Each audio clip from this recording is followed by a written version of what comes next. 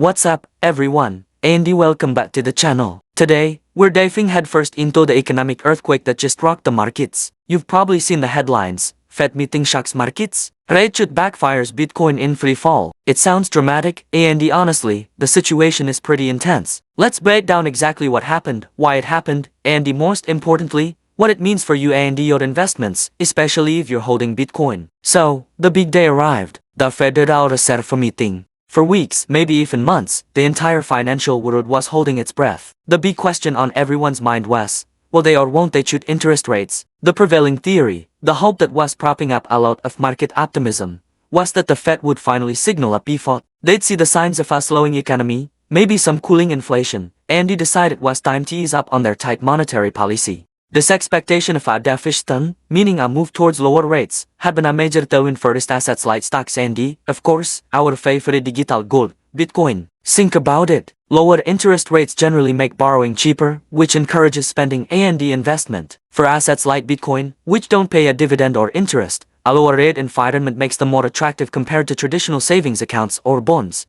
So, the market had priced in this best-case scenario. Traders were positioned for a rally. The stage was set for a celebration. And then, the announcement dropped. And it wasn't the party everyone was hoping for. Instead of a clear, confident signal to cut rates, the Fed's statement was complicated. It was a classic case of good news is actually bad news. The message was nuanced, cautious, and full of on the one hand, but on the other hand, they acknowledged some progress on inflation but emphasized that the fight isn't over. They pointed to a surprisingly resilient labor market and stronger than expected economic data as reasons to remain vigilant. Essentially, the Fed said, hold your horses. They didn't slam their door shut on future rate cuts, but they made it crystal clear that a cut wasn't imminent. They pushed the timeline back. Instead of a cut in the near future, they hinted that they would need to see more conclusive data for a longer period before making any moves. This is what we call a hawkish stance. They're flexing their muscles, showing they're still serious about taming inflation, even if it means keeping the economy on a tighter leash for longer. The market's reaction was immediate and brutal. It was like a bucket of ice water had been thrown on a very optimistic party. The dream of cheap money vanished in an instant. The Dow, the S&P 500, the Nasdaq, they all tumbled. Why? Because the market hates uncertainty, and the Fed just served up a giant plate of it.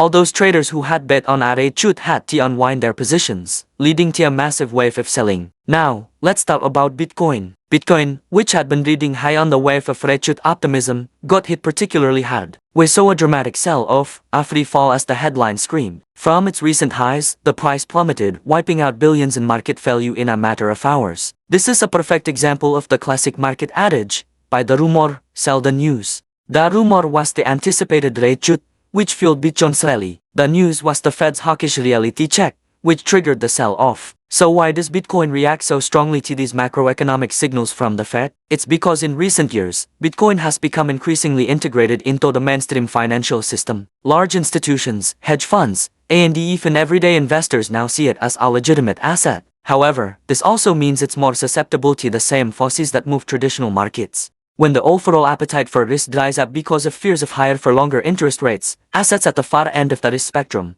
like Bitcoin and the other cryptocurrencies, are often the first to be sold off. Investors flee to safer havens like cash or government bonds. What's really happening here is a recalibration of expectations. The market was running on pure hopium, and the Fed just brought everyone back down to us. This doesn't necessarily mean the bull run is over for Bitcoin. Far from it. What it does mean is that the path forward might be a bit bumpier and take a little longer than we initially thought. The narrative has shifted. Instead of being driven by the prospect of imminent rate cuts, Bitcoin's value will now have to rely more on its own fundamental strengths. What are those strengths? We're talking about things like the upcoming Bitcoin halving, which historically has been a major bullish catalyst by reducing the supply of no coins. We're talking about the increasing adoption through spot Bitcoin ETFs, which are opening the doors for a whole new class of investors. And we're talking about Bitcoin's core value proposition as a decentralized, non-sovereign store of value, a digital hedge against inflation and geopolitical instability in the long run. So, what should you do now? The first rule, as always, is don't panic. Emotional decisions are almost always the worst decisions in investing. Selling everything in a panic is how you lock in losses. If you believe in the long-term potential of Bitcoin, this kind of volatility is part of the journey. In fact, seasoned investors often see these dips not as a crisis, but as an opportunity. These pullbacks can be healthy for the market. They shake out the speculators and allow for a more stable foundation to be built for the next leg up. It's a chance to reevaluate your strategy. Are you in this for a quick flip, or are you a long-term hoarder? If you're a long-term believer, a price drop might even be a good time to dollar cost average, which means buying a fixed dollar amount of Bitcoin on a regular schedule, regardless of the price. This strategy helps you accumulate more coins when the price is low and fewer when the price is high, smoothing out your average cost over time. Looking ahead, all eyes will remain on the Fed and the economic data. Every inflation report, every jobs number will be scrutinized for clues about the Fed's next move.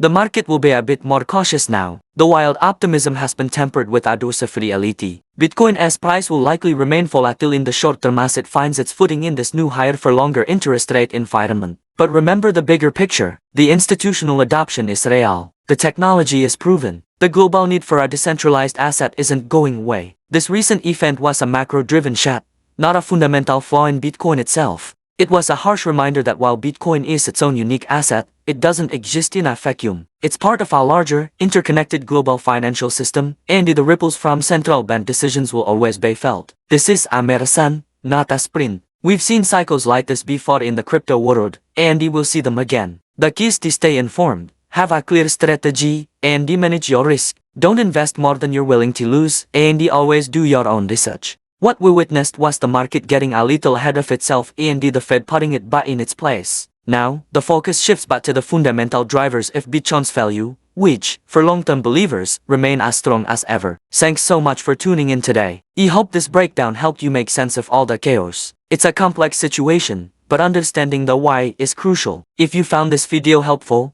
please hit that like button. And if you haven't already, make sure you subscribe and turn on notifications so you don't miss our next deep dive. Stay smart, stay safe, and I'll see you in the next video.